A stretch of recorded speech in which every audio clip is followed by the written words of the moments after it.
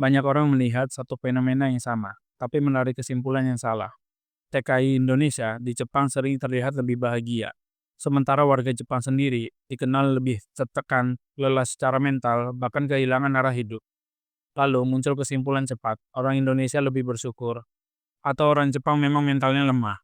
Dua-duanya salah, karena masalahnya bukan karakter orang, tapi posisi hidup dan sistem tempat mereka berdiri. Dan kalau ini tidak dipahami, banyak orang akan mengambil keputusan besar dengan logika yang salah. Mari kita bongkar pelan-pelan. Pertama, kita harus berhenti menyamakan titik hidup. TKI Indonesia dan warga Jepang tidak memulai dari garis start yang sama. Sebagian besar TKI berangkat dari kondisi ekonomi terbatas, upah rendah, pilihan kerja sempit, mobilitas sosial lambat, dan kondisi seperti itu, hidup sering terasa stagnan. Bukan karena malas, tapi karena sistem memang tidak mendukung. Ketika mereka bekerja di Jepang, bahkan di pekerjaan yang oleh warga lokal dianggap rendah, terjadi lonjakan pendapatan yang signifikan. Bukan cuma di angka, tapi di makna hidup. Untuk pertama kalinya, usaha terasa berbanding lurus dengan hasil. Kerja keras terasa dibalas. Secara psikologis, ini penting, karena manusia tidak hidup dari uang saja, tapi dari perasaan bahwa hidupnya bergerak maju. Sekarang, bandingkan dengan warga Jepang. Bagi mereka, gaji minimum adalah gaji rendah, bukan lonjakan. Itu standar minimum agar tidak jatuh. Bukan tanda naik kelas, tapi tanda bertahan.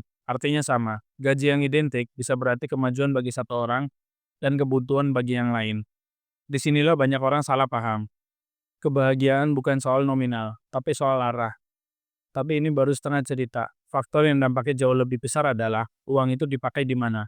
TKI bekerja di Jepang, tapi hasil kerjanya dikonsumsi di Indonesia. Ini bukan detail kecil, ini faktor penentu. Di Indonesia, biaya hidup relatif rendah. Uang bisa berubah jadi rumah, bisa jadi tanah, bisa jadi tabungan yang terasa nyata. Selain itu, ada jaringan sosial, keluarga, komunitas, dan sistem informal yang menopang. Tekanan hidup tidak hilang, tapi tersalurkan. Makanya banyak orang Indonesia menceritakan puyengnya pada orang terdekat, agar mereka juga ikut puyeng. Sebaliknya, warga Jepang hidup di sistem yang sepenuhnya formal. Semuanya mahal, semuanya dihitung, semuanya ditanggung sendiri. Sewa tinggi, pajak wajib, asuransi tidak bisa dihindari, dan masa tua adalah proyek pribadi. Akibatnya, uang yang sama tidak memberi rasa aman, justru menambah beban mental, bukan karena boros, tapi karena sistemnya memang menuntut. Sekarang kita masuk ke bagian yang jarang dibahas, biaya psikologis jangka panjang. Banyak TKI terlihat bahagia, tapi kebahagiaan itu bersyarat. Ia bertahan selama hidupnya masih terasa naik, uangnya masih punya daya ungkit, dan masa depan terasa terkendali. Masalahnya muncul ketika posisi itu berubah. Saat seseorang menetap permanen di Jepang, menua di sana, tapi kelas ekonominya tidak naik, di titik itu, semua keuntungan psikologis perlahan menghilang. Yang tersisa adalah biaya hidup tinggi, tanggung jawab individual, dan tekanan yang sama seperti warga lokal. Dan banyak orang tidak siap dengan transisi ini, karena mereka salah membaca sumber kebahagiaan sejak awal. Kesalahan paling fatal adalah ini, mengira kebahagiaan itu melekat pada negaranya. Padahal yang menentukan adalah posisi hidup, arah pergerakan, dan sistem tempat uang itu bekerja. Jepang tidak otomatis membuat orang bahagia. Indonesia juga tidak otomatis membuat orang menderita.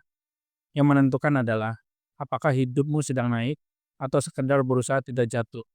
Kalau semua ini digabung, kesimpulannya sederhana, tapi tidak nyaman. TKI terlihat lebih bahagia karena hidupnya sedang bergerak naik, dan hasil kerjanya dipakai di sistem yang ringan. Warga Jepang terlihat tertekan, karena hidupnya harus dijaga agar tidak turun di sistem yang mahal dan menuntut. Dan pelajaran terpentingnya adalah, ini bukan tempat yang menentukan kebahagiaan, tapi posisi hidup dan arah pergerakan.